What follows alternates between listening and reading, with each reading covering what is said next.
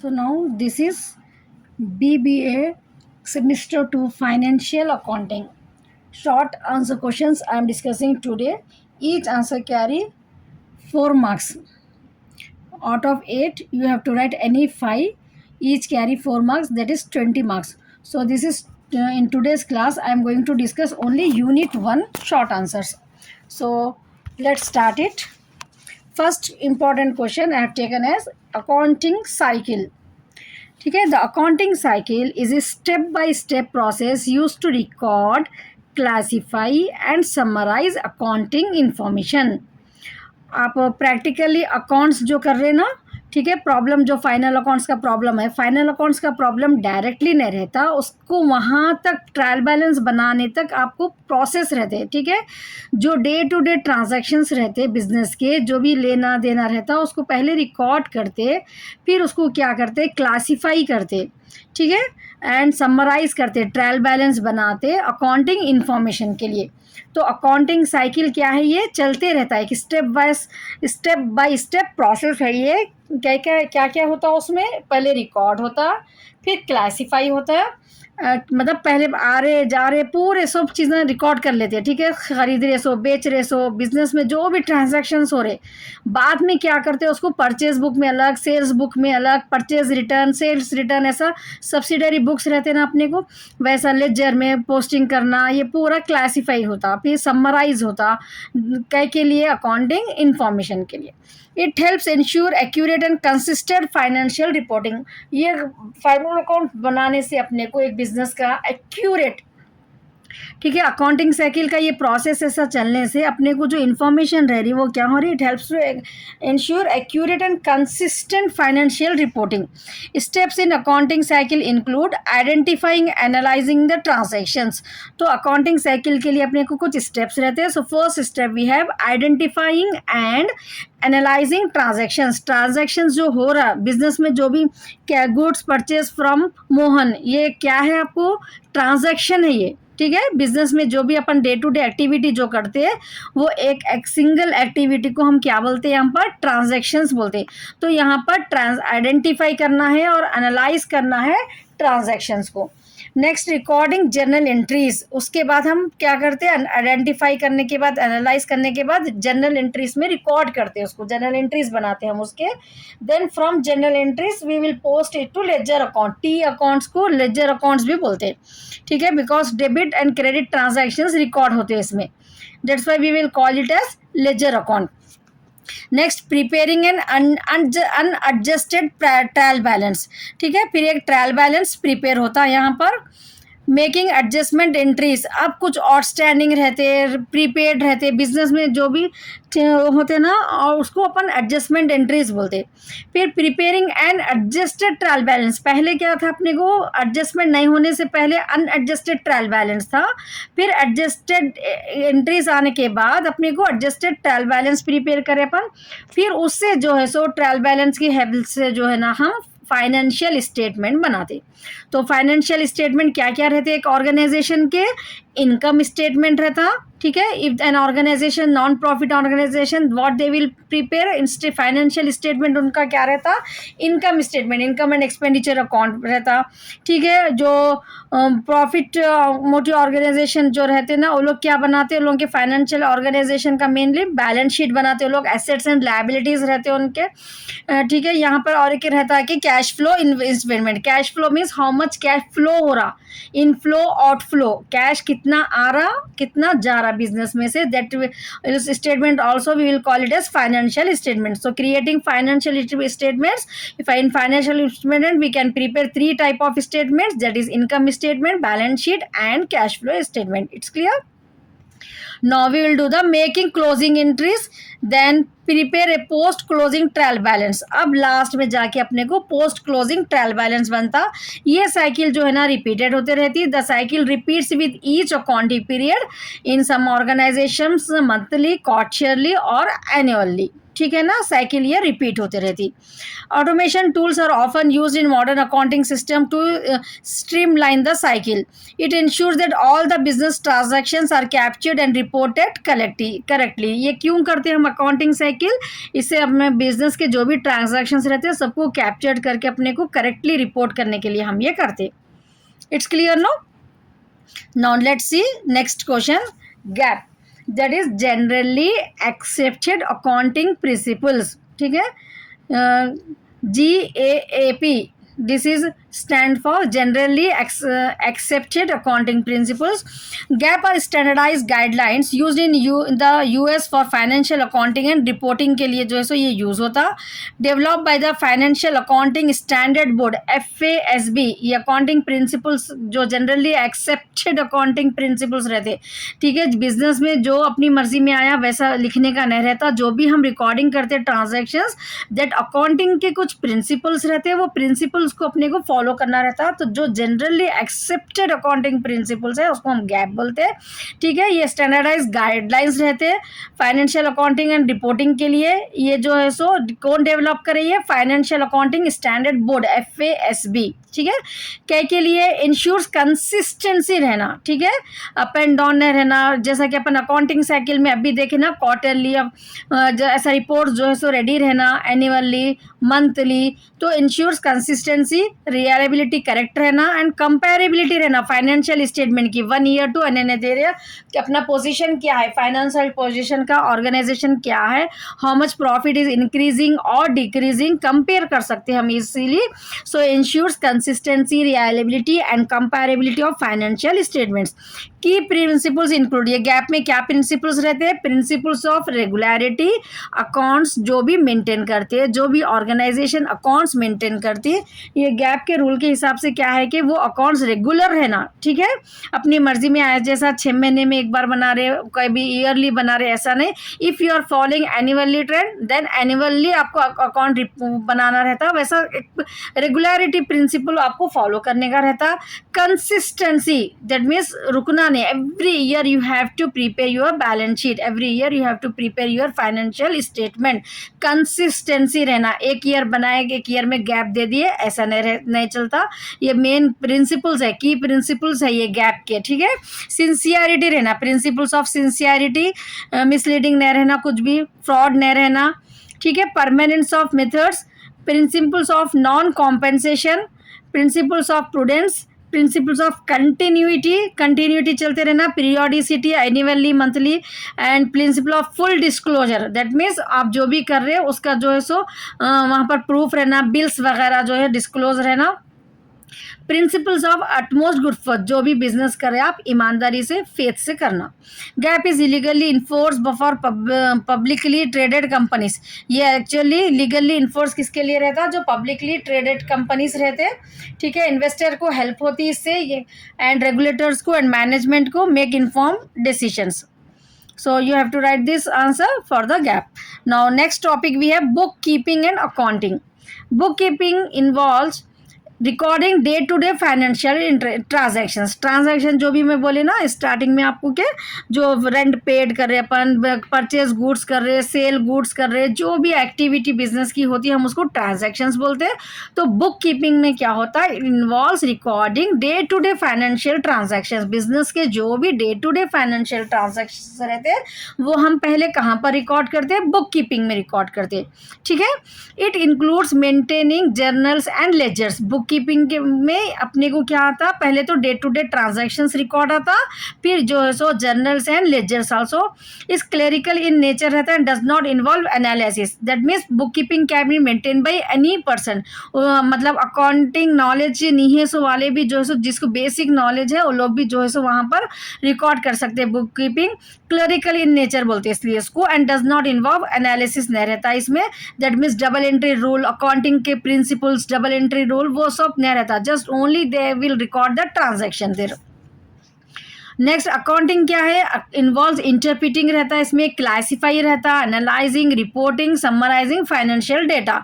अब book keeping में हम खाली वहाँ पर रिकॉर्ड कर रहे हैं, यहाँ पर अपन इंटरप्रिट भी करते हैं, क्लासीफाई करते हैं, एनालाइज, एक लॉन्ग प्रोसेस रहता है अकाउंटिंग बोले तो, ठीक है ना, फाइनेंशियल डेटा का। Helps in decision making based on financial performance को। अकाउंटिंग बुक कीपिंग से आपको बिजनेस के परफॉर्मेंस की नॉलेज नहीं हो सकती, because it just day to day transactions record होते हैं उसमें।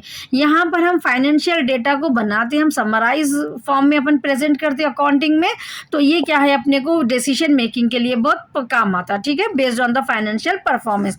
Book keeping is the foundation of accounting. तो अकाउंटिंग के लिए बुक कीपिंग फाउंडेशन है, क्योंकि फर्स्ट अकाउंटिंग बनाने के लिए आपको बिजनेस में क्या हुआ वो ट्रांजेक्शन्स होना पड़ता, ठीक है ना।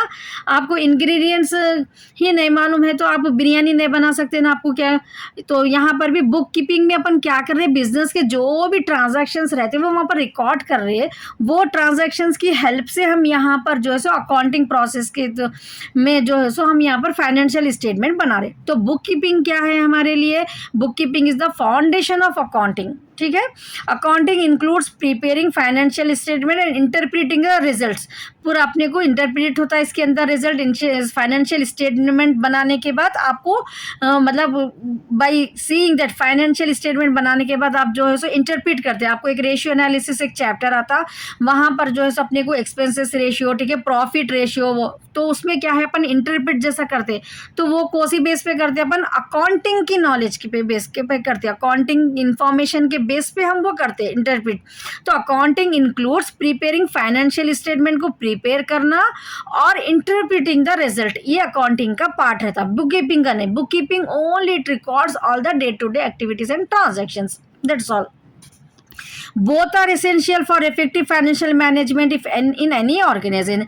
आप ये नहीं बोल सकते कि बुक कीपिंग इंपॉर्टेंट है, अकाउंटिंग इंपॉर्टेंट नहीं है, या अकाउंटिंग इंपॉर्टेंट है बुक कीपिंग नहीं, ऐसा कुछ भी नहीं। बोथ आर एसेंशियल्स है फॉर इफेक्टिव फाइनेंशियल मैनेजमेंट के लिए in any organisation. It's clear? So with this I have completed third question also. Now next fourth question I have taken is branches of accounting. Branches of accounting, accounting जो concept है इसके branches क्या है। So in this we are discussing financial accounting, focuses on financial accounting, ठीक है। आपको जो है सो यहाँ पर मतलब अकाउंट्स जो सब्जेक्ट है अपना, वो उसके बहुत सारे ब्रांचेस है। अकाउंट बोले तो आप खाली जनरल एंट्रीज, बैलेंस शीट ये पढ़ लिए तो आपका अकाउंट्स आ गया, नहीं बोल सकते आप।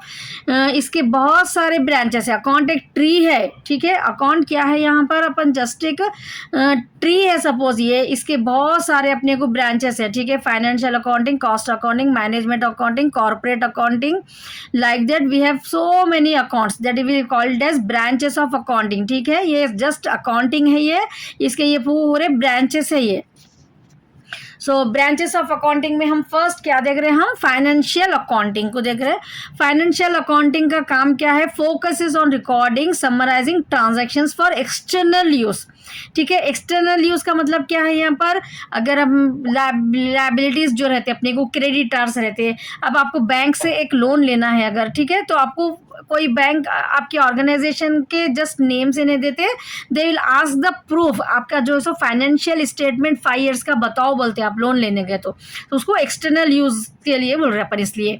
तो focus is on recording and summarising transactions, ये पूरा क्यों काम आता अपने को अकाउंट बनाने का, एक्सटर्नल यूजर्स के लिए, when we want to apply for the loan, ठीक है। कोई अपने कंपनी के शेयर्स खरीदना चाह रहे, इन्वेस्ट करना चाह रहे कोई अपनी कंपनी में, तो लोग जो है सो अपने पहले ट्रांजैक्शंस को, अपने फाइनेंशियल स्टेटमेंट को देखते कंपनी के, ठीक है, ऑर्गेनाइजेशन के। Reports include income statement, balance sheet, इससे अपने को पूरा फाइनेंस ऑर्गेनाइजेशन का ओवरऑल व्यू मिल जाता, ठीक है। बैलेंस शीट में हम क्या लेते हैं, एसेट्स एंड लायबिलिटीज लेते हैं। Assets means what the organisation possess, organisation के पास क्या क्या चीज़ें हैं। अगर ये ऑर्गेनाइजेशन बन हो गई तो कैश कितना है इनके पास, लिक्विडिटी आइटम्स, ठीक है, कैश कितना है इनके पास, गुडविल कितना है इनका, एसेट्स जो सो फर्नीचर, फिक्स एसेट कितने हैं, ठीक है, करंट एसेट कितना है, डेटार्स कितने हैं, पूरा इंफॉर्मेशन मिलती ना अपने को एसेट से। लायबिलिटीज क्या रहते हैं, जो हम ऑर्गेनाइजे जो हाँ बिजनेस दूसरों को पे करना है, क्रेडिटर्स, आउटस्टैंडिंग सैलरी, कैपिटल, ये चीज़ें जो दूसरों को देने का है, ये चीज़ों जो है सो यहाँ पर बैलेंस शीट से अपने को मालूम होते। तो ये फाइनेंशियल अकाउंटिंग में रिपोर्ट्स क्या रहते हैं, इनकम स्टेटमेंट रहता, बैलेंस शीट रहता। नेक्स्ट ब्रांच है अपने को मैनेजमेंट अकाउंटिंग बोल के एक सब्जेक्ट रहता, ठीक है। Provides information to internal management for decision making. ये मैनेजमेंट अकाउंटिंग में क्या पढ़ते हैं अपन, फर्स्ट क्या देखे अपन, फाइनेंशियल अकाउंटिंग। फाइनेंशियल अकाउंटिंग क्या रहता, आपका मेन जो सब्जेक्ट है फाइनेंशियल अकाउंटिंग, इसमें जो है ना बिजनेस के जनरल एंट्रीज, लेजर, ठीक है, बैलेंस शीट, इनकम स्टेटमेंट, ये चीज़ों को हम जो बनाते हैं ये फाइनेंशियल अकाउंटिंग था। अब ये मैनेजमेंट अकाउंटिंग बोल के एक सब्जेक्ट रहता, इसमें अकाउंटिंग के ये सब्जेक्ट में क्या रहता, ये सब्जेक्ट जो है सो मैनेजमेंट के इंटरनल, ठीक है, और ऑर्गेनाइजेशन के अंदर मैनेजमेंट को डिसीजन लेने के लिए क्या क्या रहता, ठीक है, बजट एंड बजटरी कंट्रोल्स, ठीक है, वैसा आपको बहुत सारे चैप्टर्स रहते हैं यहाँ पर। Includes budgeting, forecasting, performance evaluation क्या है, ठीक है, ये सब चीज़ें, रेशियो एनालिसिस बोल के एक चैप्टर रहता, उससे प्रॉफिटेबिलिटी कितना रेशियो आ रहा, मैनेजमेंट को डिसीजन लेने के लिए ये मैनेजमेंट के सब्जेक्ट्स काम आते, ठीक है। इसमें क्या क्या रहता, budgeting, forecasting, performance evaluation. Now next और एक टाइप का ब्रांच है अपने को इसमें अकाउंट्स में, वो है कॉस्ट अकाउंटिंग। कॉस्ट अकाउंटिंग क्या है, ये deals with recording, classifying, analysing cost of production. अब एक ऑर्गेनाइजेशन है, ठीक है, ये ऑर्गेनाइजेशन में एक जो सो ये लोग कुछ बना के सप्लाई कर रहे हैं, तो यहाँ पर ये प्रोडक्ट को मैन्युफैक्चर करने के लिए कितना कॉस्ट आ रहा मालूम होना ज़रूरी है। कॉस्ट प्लस प्रॉफिट, उसके बेस पे चलोगे प्रॉफिट को पे फिक्स करके ऐड करके सेलिंग प्राइस फिक्स कर सकते, ठीक है। सो ये कॉस्ट को एनालाइज करने के लिए बहुत सारे टेक्निक्स रहते, ठीक है, कॉस्ट को एनालाइज करने के लिए बहुत सारे टेक्निक्स रहते। सो ये कॉस्ट अकाउंटिंग एक पर्टिकुलर सब्जेक्ट है, ठीक है। इसमें जो अपने को recording, classifying and cost of production, cost of production, एक चीज़ को बनाने कितना कॉस्ट इंकर हो रहा उसका रिकॉर्ड रहता है यहाँ पर। Cost control and pricing decision के लिए काम आता। कॉस्ट कंट्रोल, अगर सपोज कॉस्ट इंक्रीज हो गया तो प्राइस भी, सेलिंग प्राइस भी इंक्रीज हो जाता ना, ऐड प्रॉफिट ऐड करने के बाद। तो यहाँ पर कॉस्ट टेक्निक से लोग कॉस्ट को कंट्रोल करके ये प्राइस को कितना फिक्स करना है वो डिसीजन लेते मैनेजमेंट। नेक्स्ट अपने को टैक्स अकाउंटिंग भी रहता है, concern with preparing tax return कितना, planning tax strategy, must comply with the tax law को फॉलो करना, रेगुलेशंस को, ठीक है, उसके लिए भी उसकी पर्टिकुलर सब्जेक्ट रहता है tax accounting.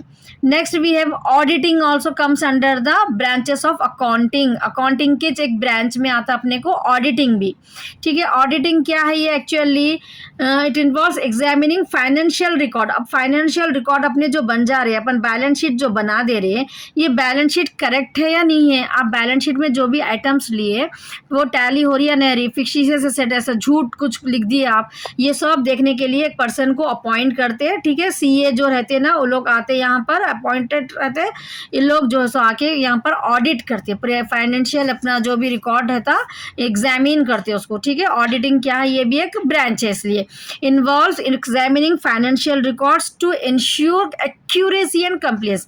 Can be internal भी हो सकता है, बाय कंपनी इटसेल्फ भी रखते हैं, ठीक है, ऑर्गेनाइजेशन में, और एक्सटर्नल बाय थर्ड पार्टी भी। कभी अगर कुछ लॉस जा रहा कंपनी का तो आउटसाइडर्स या कंपनी लॉ की तरफ से भी यहाँ पर ऑडिटर्स को कंपनी के लिए at the time of liquidation also auditing में होती।